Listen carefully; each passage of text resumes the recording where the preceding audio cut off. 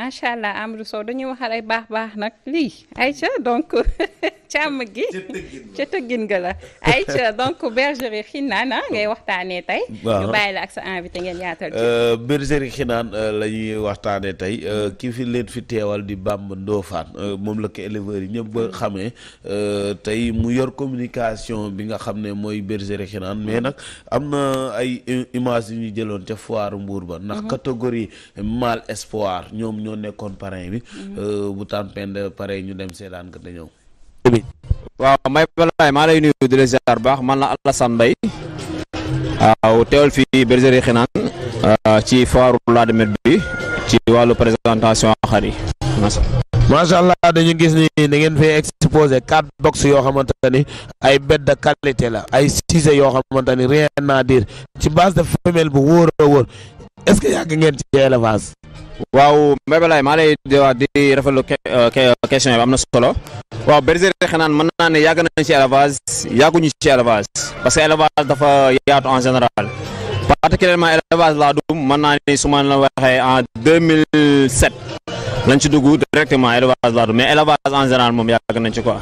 élevage laadum 2007 boobu ba léegi mais foofu ngeen nekkoon ba nit ñi gisuñu leen woon daal. waaw xam nga bergerie Xinaan dañu nekk ñoo xam ne nii amaana génn bii nii nekkul woon seen objectif dañu nekkoon ci ruux di liggéey ba yàlla dogal tey ku xam laadum xam ni que génn di dem fora daf ci am solo donc loolu moom waral tey bergerie Xinaan nekk fii ci Mbour waa Mbour di élever di def foire invité leen ñoom ñu ñëw dafa seen ay box exposé seen ay xar lañu jotal liggéey ci élevage. macha allah ñu gis ni bi ngeen ñëwee def ngeen attraction ba am solo andi ngeen fi ay siise yoo xamante ne rien à dire est-ce que doy loolu liggéey bi lu yàgg bi moo leen ko may wala ni ngeen a jëndi xar yi fi ne. waaw Mbaye Balaye bu ma nee liggéey bi yàgg na yàggul parce que boo xoolee li ñu exposé fii jël nañ fi 4 box am na fi ay quelques siise yoo xam ne nii dañ ko recruter mais am na si yoo xam ne dañ ko liggéey. ci diir bi ma la wax en général bi ñu nekkoon ci la mais ñu ngi doon liggéey mais dañu xawoon làqu mais am na ci sujet yoo xam ne nii dañ ko recruter mu nekk ay xar yoo xam ne ay xar ñu xam ci élevage la ñëpp bëgg ci élevage ñu jël si xaalis dem recruter ko indi ko fi exposé waale ko. dégg naa ni macha allah da ngeen di defaale sa opération tabaski. waaw opération tabaski ñu ngi koy def mais social lañ koy defee. ndax lan. waaw parce que ki nga xam ne nii moom mooy propriétaire bergerie bi moom dafa nekk koo xam ne nii amaana bari na ñoo xam ñu ngi ci ginnaawam day yar ay xar tabaski jot wala korité genre mu jël ko di ko jox ay xaritam wala ay mbokkam wala ay sëriñam genre ci social boobu lañu def mais pas def jël ay xar di ko jaayaat loolu noonu def guñ ko. macha allah maanaam moom éleveur la li muy soxla sax tabaski moo koy produiral boppam. waaw moom mooy koy produire boppam amaana mu jël ko tabaski ko yi si des mu jox ay xaritam wala ay sëriñam am ni jaamañam wala ñi nga xam ne moom la nekkal ci koñ mi mu jox leen ko ñu ci mën tabaski. seen slogan daf ma yéem l'élevage au service de l'économie lan moo tax ngeen def loolu slogan. waaw parce que ku wax élevage xam ne élevage bokk na ci li nga xam ne ni moom mooy développer dëkk. waaw li gën a gaaw ci développer dëkk muy élevage ak mbay donc ñun dañuy préférer ñu ngi yëngu ci mbay mais ci élevage bi amaana ci la ñuy wax moo tax mu mën la ci wax ku xam élevage xam ne dafa bokk ci li nga xam ne moom mooy développer dëkk moo tax ñu préférer ñëw ci élevage bi fay ci investisseur pour faciliter seen liggéey. macha allah fi ngeen démarré ba fi ngeen agsi yéen a ngi koy teg ci code lan moo waraloon nga jënd zam-zam ba ko fa 4 mois liggéey ba nga doon liggéey ci Dame Sa moo àggagul woon wala. waaw parce que xam nga tey mbay ba élevage gars yi wax ku yokkul da ngaa wàññi te boo buggee bëri xam-xam da ngay tarbi am loolu amul sëriñ balaa mu lay jox la lay jëriñu da nga ko tarbi waaw man xaw naa ci tarbi tuuti parce que loo nekk 2014 ji ci rampe ba 2021 waaw nit ñi soog am lay xam si la ñu am empreinte bi mooy zam-zam bu muy dugg si ñun soo gisee doomu Dame Sa yooyu ñu ni wër foog ñu jënd zam-zam ñu jënd zam-zam ba pare bàyyiwaat ko fa 4 mois continuer ak zam-zam parce que moment boobu noonu même suñ ko indi woon si ñun amul njëriñ ñu garder ko foofu parce que amul luñ ci mën a liggéey pareeguñu pour liggéey si parce que yëpp war a jël foofu pour ñu teg ci zam-zam moom ñooñu parewuñu Dame Sa am na ligne boo xam ni moom la war a continuer su ci paree ñu soog a am récupérer zam-zam moom mu topp engagé bi nga xam ne Dramé Sarr def na ko pour moom. alors mu nekkoon lu am solo en bergerie Xinaan Mbaye Laye mu mel ne yëkkati nañ fa kàddu yu am solo mais li ma gën a marqué mooy seen slogan bi nga xam ne moom la ñu jël. adopté ko foofu muy l'élevage au service de l'économie. tey jii Mamoun Gassama xam naa dina kontaan moom borom économie. am naa ni te élevage noonu lay demee. ñi ciy dund ak ñi ciy jariñu moo bëri.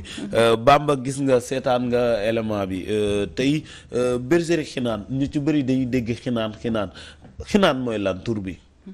waaw may nuyuwaat rek téléspectateurs yi nga xam ne ñu ngi ñuy seetaan Mbaye Balaye di kontaan ci question boobu nga xam ne laaj ñu ko. bergerie Xinaan maanaam Xinaan. benn xasida la benn kii la ci xasaay de Serigne Touba yi. macha allah mooy njëriñ lu àndut ak lor mooy Xinaan laa yan fadu. tey loolu la ñu jël comme ñun dañoo ñëw intégré ci milieu élevage. dañoo bëgg a nekk di jëriñ nit ñi te duñ leen lor. loolu moo tax ñu bind tuddee ko Xinaan laa yan fadu. moo tax ñu tuddee noonu bergerie bi. tey maa ngi seetaan léegi yaa ngi dugal sujet yi nga xam ne. Omar Fall ak Alassane Mbaye sama xarit. ku ma xam ak Alassane Mbaye. tey ñoom ñu ngi présenté xar yi nga xam ne ñoo nekk bergerie Xinaan. tey boo xoolee présentation bi ñu def ci xar yi. da ngay xam ne ñun dañoo am objectif ci élevage bi. objectif bi ñu am mooy avant ñoo ñëw sax ci élevage su laadum tey bergerie Xinaan gis na peuple Sénégal bi jafe-jafe bi nga xam ne ñu ngi koy am ci saa yu ñu soxlaa xar. moo xam tudd la moo xam sarax la moo xam tabaski la. te ñu ngi gis li ñuy importer tabaski ci ay xar yu jógee ci yeneen réew. di ñëw ci Sénégal muy ay milliards yi milliards. te aussi réew yooyu ëpp ñu espace. ëpp ñu xam-xam. ëpp ñu xel ëpp ñu moyen. léegi ñun nag di bénéficier wu ay milliards ci ñun. chaque année. ba pare yow tabaski day jot nga dem jënd xar lu seer. te xar bi nga bëgg sax doo ko am. léegi nag bergerie Xinaan taxawal benn ferme boo xam ne moom daf ne loolu da ciy participer bu baax a baax ba képp koo xam ne sénégalais nga. ak fépp foo mun a nekk. ci biir Sénégal saa yoo amee événement. boo soxlaa xar ferme Xinaan wala bergerie Xinaan. servir la xar boo xam ne. ci prix bu abordable. te di nga am xar boo xam ne yow boo waaxoon di ko jëndi feneen mun nga ko bañ a am. loolu moo tax ñun ñu ne nag léegi comme dañoo ñëw ci élevage bi dañuy liggéey. liggéey mënoo ko def te doo sonn. loolu moo tax nag ñu toll ci phase boo xam ne moment bi dañuy investir ay xar yoo xam ne nii. nan lañ mën a def ba képp kuy sénégalais boo xewleetee am xar. léegi loolu moo nekkoon suñ premier objectif. léegi nag ci liggéey boobu nag ci lañ nekkoon. ba mu dugal ñu ci laadum yi. nit ñu dugalee ci laadum yi xam nañ ne ku ne xam ne laadum ay raseur lañ. ñoo gën a gaaw ci améliorer suñu xaru local yi. léegi nag ñu doon dem wuti ay maal di ñëw di liggéey ba ci kanam ñu ne comme am nañ moyens yi. te gis nañ ne fameelu laadum ak maalu laadum foofu beneen liggéey la. ñu ne kon na bergerie Xinaan taxawalaat amaat beneen image ci élevage parce que ñun élevage mooy suñu passion. ci loolu nag ci leen duggee ci élevage bi recruter ay maal. ci maal yooyu laay ñëw sax maal yi nga xam ne nekk nañ ci moment bi balaa ñoo ñëw ci xaru tabaski bi. maal yoo nekk ci bergerie Xinaan di fa liggéey moom na dégg naa benn maal bu ñu naan zam-zam doomu kan la. tey Mbaye Balaye bergerie Xinaan. balaa ma laa ñëwal sax si zam-zam doomu kan la pour nga mën a comprendre. dañoo dem ba comprendre ne xar ñaar ñoo koy jur. ndey at baay. te milieu élevage bi toll na foo xam ne boo bëggee servir. bergerie yi wala éleveurs yi boo leen bëggee servir ay xar. foofu nga am xar yu baax. xar yu baax nag moom nga mun a am pour liggéey ay xar yu baax. xar bu baax ñaar moo koy jur. ndax gars yi nekkul n'importe qui xar rek la ñuy dem jël. ñëw di ko dugal seen gétt. surtout géniteur. géniteur da nga koy utal ndey utal ko ay parents yu baax arrière parents yu baax. ci loolu lañ comprendre avant Sam-Sam Dramé Sarr lañ njëkk a andi. Dramé Sarr nekk doomu Massisra. yaay Dramé Sarr nekk doomu Nations Unies. te ku xam Massisra xam ne doomu Aïcha la ak Cheikh Diop. ku xam Nations Unies xam ne. xar bu doy waar la doomu booy séeréer la ak Xadi Diouf tey ñu jël Dramé Sarr ku xool tëggin bi xam ne wet la ak hauteur. ñu ne xar mën nga forcer ci moom poids mais pour nga def ci moom wet ak hauteur. mënul ne ñu indi xar boo xam ne dafa am wet am hauteur ñu ne nañ ci liggéey base de femelle. base de femelle boo xam ne dina njool mais dina am wet. bi ñu defee loolu ba pare ñu ne Sam-Sam Dramé Sarr li ñu bëggoon ci moom wax dëgg yàlla mu ñu koy jural. léegi ku yokkul da ngaa wàññi te ñun dañoo bëgg a yokk. ndax dañoo bëgg a liggéey ñu dem andi Sam-Sam bañ ko andee dafa am critères yu ñu bëggoon a liggéey ci moom sam-sam da lay jox yax bu baax jox la hauteur day dolli sa hauteur du ko dagg dolli sa wet ak esthétique. lan moo tax sam-sam tey jii daf lay jox wet te du ko dagg daf lay jox yax ban giir la bokk. mais boo xoolee sam-sam sam-sam dama lay ñëwal ci yaayam. nan lañ ko tëggee. yaayam mooy ndar-ndar. ndar-ndar doomu misbaa la. te ku tudd misbaa tudd ko ci yax. tudd ko ci hauteur ak bopp bu rëy. mais sam-sam doomu kan la Chicago. mais Chicago doomu Galaxy la. ak préfet mais Galaxy boobu doomu kan la Zlatan ak bébé Yacine. tey préfet boobu doomu kan la doomu Boussa Bali la ak Saalum doomu kan la doomu Morse la Morse doomu Algor. nga xam ne ku ne Algor tudd yax. ku ne Algor tudd rëy. mais ku ne Algor tudd bopp bu rëy bu damm. tey sam-sam ñëw andi tuus boobu ndax Saalum da lay jox ñetti critères ci benn xar. Saalum da lay jox hauteur bu doy. Saalum da lay jox yax bu baax. ba pare jox la esthétique.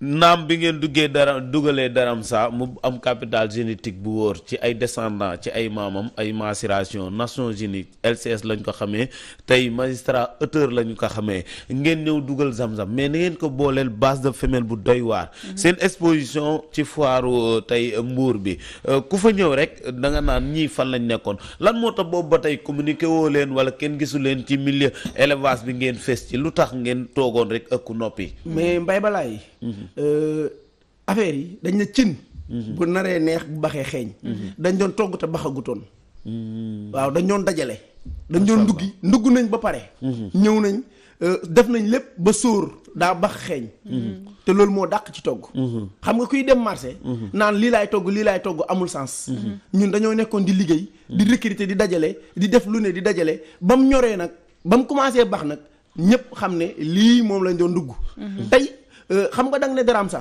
mais Daram Sa ay maamam yëpp ak ay papaam ak yaayam yëpp xar yoo xam ne la xaru compétition lañ mais xaru production lañ parce que tey ay maamam yëpp dañoo gañe ay baayam yëpp dañoo gañe te Adam la ñu gañe tey kooku ñëw ñu liggéey ci lu doy waar mais ma yëgale rek ci sam-sam objectif bi taxoon ñu recruter ko bi mu ñëwee suñ borom daf ñu ci dimbale ndax macération yi nekk ci moom xam nga xar dafay am génétique am phénotype. waaw phénotype bi mooy li ngay gis mooy lim la présenté muy macération yi.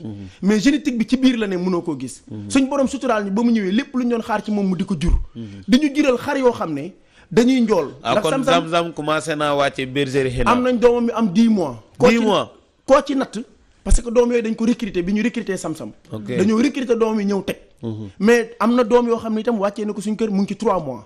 mais sam-sam doomam bu am 10 mois boo ko nattee mu génne la. 1 mètre recruter ça veut dire jënd wala. mooy jënd waaw ok mooy jënd tey doomam yi nga xam ne am nañ 10 mois koo ci natt am na 1 mètre te muy xar boo xam ne dalay yokk LCS bu doy. yokku la hauteur bu doy. base de femelle bi ñu mën a ràññeeku boole ngeen kook Zam-Zam ci ban côté ci yan critères ngeen leen tànnee ci ban phénotype ngeen tànnee base de femelle boobu na Zam-Zam bi mu ñëwee ci fila bi dafa def attraction bu doy waar ñëpp dañ ko bàyyi xel tey ji nga boo ko xoolee da ngay gis ni moo sut baayam te wan na phénotype boo xamante ni da ngay xam ni kii mâle boo xamante ni war a mën a yóbbu fa sori élevage ban base de femelle ngeen ko booleel. waaw mbay balaay comme ni ma la wax rek xar ñaar ñoo koy jur. sam-sam kese doyul ndax boo indee sam-sam boole kook ay kurkur du tax nga mën a servir éleveur bi éleveurs yi ay géniteur te ñun dañoo bëgg at éleveur bu mu mën a doon ci àdduna at noo toll muy ku mag ki at ku ndaw ki ñun ñu mën la servir ay mâle at ay femelle parce que ñun dañoo bëgg a contribuer ci développement élevage su laadum bu baax a baax a baax loolu moo tax sam-sam bañ ko àndee xam ne sam-sam maal surtout ko Sénégal maal ëpp ko wet Sénégal mais maal dàqut koo jur te maal gën a ko bokk fu baax lan lañ ko mën a defal uutal ko ay femelles yoo xam ne xar du leen mun ci Sénégal ci lañ dem recruter parce que amoon nañ ay doomu masàllaa Papi Dieye ko xam masàllaa Papi Dieye xam ne maxtum ba la maxtum lamp la lamp ba birima Tyson ba la te ku tudd Tyson tudd njool tudd rëy ñu ne nag léegi dañ ciy dolli ci lañ dem recruter ay doomu gaynde ci lañ dem recruter ay doomu ado ci lañ dem recruter ay doomu alliya ku ko xam ne doomu ado la doomu màggal waaw ci lañ dem recruter ñaari doomu màggal yu doy waar ay xar yu mun a def ci lu doy waar loolu la ñuy ñëw tey ji lu gën a doy waar moom bergerie Hénin mu ngi nekk Mbour Mbour Saly Vélingara ku ñëw ba croisement Saly rek boo continuer ba urgence 24 boo fa taxawee boo wootee ci numéro téléphone yi ñuy jàllale après. rek dinañ la jël si ndax urgence 24 ak bergerie ba soreewul. macha allah mais tamit ci côté tabaski bi moment bi ngeen a tàmbali ngeen ko wala projet la boo xam ne Xinaan daf ko teg noonu. mais Mbaye tam bëgg naa mu wax parce que li mu fi wax yëpp peine bi ñuy jël pour recruter ay xar jënd ay xar yar leen ba ñu màgg après tabaski ñëw nga bëgg leen jaayaat wala comment vous faites wala dafa am benn raasu xar boo xam ne exclusivement moom ngeen di réserver pour tabaski. waaw mais xam nga am na raasu xar boo xam ne moom la ñuy réserver pour tabaski bokkul ak laadum bi. mais laadum bi liñ ci soxla mooy ay géniteurs yi nga xam ne dañ ko fay juddulu dem yóbbu leen ci ferme ba. boole leen ak suñu xaru local yi nga xam ne xar bi daan am 1 an mun a peese 70 kilos pour ñu mun ko tabaskee xar boobu léegi bu amee 6 mois. mun a peese 80 kilos ñu mun ko tabaskee. léegi ci loolu la ñu nekk mooy laadum yi dañ ci bëgg a servir ñi nga xam ne suñuy naataangoo éleveur laadum lañ. di leen servir ay femelles ak ay mâles mais ci biir loolu ñun itam ñu jëlaale ay mâles yoo xam ne dañ koy servir suñu projet bi nga xam ne mooy élevage bi ñu bëgg a def. nga xam ne dañuy servir képp koo xam ne sénégalais nga te soxla lu jëm ci ndawal ñu mun la jox xar. foo ko soxlaa ci Sénégal. te mais mbay ba sam-sam rek nga wax. mais bergerie Xinaan sax te bëgg a liggéeyam tax na yemul kese ci sam-sam. indi nañ tey maal bu mel ni Ave. Ave bi nga xam ne doomu avenir la. avenir bu Pam Ndaw non avenir bi nga xam ne moo ne woon ci ñoom Sele ak Salam An. avenir bi nga xam ne sëtu Biram 2 la ak Abdou Fall. mais avenir moomu doomu Sunjata la. doomu Sunjata la Sunjata doomu Ndéygéey la doomu Ndéygéey la Ndéygéey bi nga xam macha allah. avenir boobu tey avenir boobu. jëlaat nañ doomam bi nga xam ne doomam boobu da koo am ak l'écran bi nga xam ne doomu kan la. doomu kii la. mooy doomu Mifta l'écran doomu Mifta te Mifta bokk na ci xar yi gënoon a rëy Biram 2 bokk ci xar yi gënoon a rëy kon xam nga ñun am na Abdou Fall bokkoon ci xar yi gën a njool kon ñun ñu ngi indi bañ indiwaatee Av dañuy dëggalaat hauteur bi ñu yor mais yokkaat doole ndax xar dana def yax te du am doole mais Av da lay jox doole sam-sam jox la yax bu doy léegi bi ñu defee loolu amaan nañ beneen recrutement bu doyowaar bu doyowaar boo xam ne nii def nañ ko ca tëggin bala mbay balaay fii ñuy waxee yow 5 géniteurs ay raseur mâle raseur la bergerie Xinaan teg pour rek mun a servir élevage laadum bu baax mais ak élevage yépp lañ bëgg a nekk ci bu baax a baax macha allah Théo leen la moom a jàpp xam nga yaa ngi wax mbirum tabaski mais yéen yan condition ngeen def parce que ni nga waxee ni da ngay yombal tabaski ba doo leen dem après xar yi comme ni nga waxee poids yooyu boo laalee sax benn affaire bu ndaw moo tax gars yi la 200 000 parce que finalement doon la gars yi di def fii da ngay gis xar bu tuuti boo xam ne ni naa ne mbote la gars yi ne la 200 000 waaw mujjee bi ñu ne am na xar pour toutes les bourses mais nag lu yàlla xam doy na waaw mais xam nga ñun loolu taxuñu jóg ñun xam nga lan moo ñu tax a jóg même bu ñu la jaayee xaru 200 000 yow boo ko yóbboo sa kër mu leer na la xar bii nga jëndee 200 000 bu taxutoon ak ñun da nga ci def 400 000 te xeetu ndawal bi nga soxla yaag sa njaboot doo ci nekk di togg di sonn duñ la jaay xar boo xam ne am na 3 ans xar bi am 3 ans ni muy toll ñun xar bi am 6 mois noonu lay toll ay añal wala ay añoo yoo xam ne lañ lay jaay ci prix boo xam ne du seer te bu ñëwee di nga ci am satisfaction bu baax a baax a baax te loolu ñun projet bi ñu am xam naa ne bés bu ñu suñu borom dimbalee duñu yem rek sax ci loolu danañ dem ba yegg ci ay boucheries yoo xam ne dinañ taxawal ay boucheries yoo xam ne ci Dakar ci région yu ne parce que loo xam ne projet la projet boo xam ne ñi ko seq dafa bari te ñi ko seq ñun ñëpp am nañ koo xam ne moom mooy suñu jiit ki ñu jiite nag moom suñu borom daa dogal sax boo waxee daf ne moom wax dëgg yàlla financement rek la yor mais moom yoonam nekku ci affaire lu dul mu baax ci loolu laa bëgg a ñëw ci seen njiit gi gis nañ ni bergerie Xinaan bi ñu ko tuddee catégorie mâle espoir parrain yi ñu tuddoon foiru Ladoumède Mbour bi yëpp dañu def seen photo mais Xinaan logo bergerie bi lañ jël dugal ko foofu deful photoom lan moo tax toujours da ngeen di fësal bergerie Xinaan bi yéen ñëpp tey jii li ngeen di privilégié mooy bergerie Xinaan lan moo tax loolu mais mbay balaay bergerie Xinaan équipe la boo xam ne du pour kenn nit du pour ñaari nit tey boo demee Omar Fall moom moo yor xar yi Omar Fall moom moo géré xar yi tey su xar yi rafetee ba ñu mën ko wane moom la mooy nit koo xam ne ñun ñëpp dañuy xëy dem liggéeyi moom bureau mooy xar ya ci xar yi lay nekk bàyyi activité am yëpp mooy xontu mooy xool mooy xaar ndax élevage loolu la àndal xont xool xaar képp ku ko ci deful doo am réussite moom mooy xont di xool di xaar lépp lu ne ci xar yi moom moo koy def kon Omar Fall moom tey moom mun naa wax ne moom mooy bergerie Xinaan ndax moom moo fa nekkal ñëpp tey comme équipe la équipe la boo xam ne ñëpp a ko bokk. kon jarul ñu mënuñoo jël kenn. di naan kii la ñuy def fii wala kii déedéet dañuy jël logo bergerie bi. bi nga xam ne moom moo tax ñu nekk équipe. te bergerie bi nga xam ne moom moo tax ñun ñu nekk di sonn muy logo bergerie Xinaan. ñu def ko ci parrain mâle espoir. mais boo gisee mâle espoir bi. bergerie Xinaan yàggul ci élevage su laadum. mais waa Mbour ñun Mbour mooy suñu base. mais waa Mbour ñëw pour parrainer ñu. mais dañ koy nangu ndax nit bu la boole ci boppam da nga koy nangu. ñu leen ciy sant di leen gërëm ñun waa Mbour. macha allah. non non man kay comme Xinaan ngeen ko tuddee damay la tere ndax yéen a ngi joxe addiya. ñu ngi joxe addiya parce que tey li waral sax bergerie Xinaan am xam nga lu ko waral dañ doon def chaque tabaski dañuy joxe lu ëpp 200 xar. ndax borom kër gi moom li mu gëm mooy képp koo xam ne xaritam nga képp koo xam ne dëkkandoowam nga képp koo xam ne sëriñam nga yoon du yoon tabaski di jot ngay dem di jëndi ay xar moom da daan dem jëndi ay xar yu bari di la ko jox mais xar yi mu daan jëndi da doon seer te bu ñëwee duñ mel ni mu bëgg. duñu suur moo tax mu commencé yar. mais mun naa la wax ne teg màggal lim ciy fere ci ay xar dana ëpp 300 xar. ñu ngi lay jaajëfal ñu nit suñu xel dal na ndax amaana peut-être tabaski prochain mën nañ bañ a jënd xar ndax moom nii yàgg nañu koo dikk. incha allah te duñu gis dara. ngeen dal na ngeen defal ñu ñaan ngeen defal ñu ci ñaan rek. ak Xinaan incha allah waaw ak Xinaan tout est possible. tout est possible Aïcha Mbaye ñu lay jaajëfal bu baax Ndofane macha allah yàlla na borom bi gën a baax. amiin liggéey bi yeneen i bergerie daal di ciy topp. incha allah ñu lay jaajëfal bu baax a baax. baax na ñu ngi leen di jaajëfal bu baax Mbaye ba di jaajëfal sama groupe bu bopp boobu na nga xam ne mooy Girel Family ma nekk fa man at Alassane Mbaye bàyyi laat cobaan at Fall Café ñu nekk fa di liggéey ay liggéey bu doy waar Mbaye ba laay di sant di gërëm képp koo xam ne rek éleveur nga at foo mën a nekk ci àdduna di leen xam ne bergerie Xinaan moom ubbil na buntam bépp éleveur ci xelam ci xelaatam ak ci léppam di leen jaajëfal bu baax a baax di kontaan ci Walfu macha allah maa ngi lay jaajëfal Bamba Ndofane moom sama xarit la sama compagnon de guerre la toujours ñooy nekk ci terrain yi foire bu manti am muy liggéey bu am solo ci wàllu communication bi ci foire yi di ko jaajëfal nag di nuyu tey bergerie Xinaan Omar Fall ak équipe bi yëpp di wax ni na éleveurs yëpp roy ci ñoom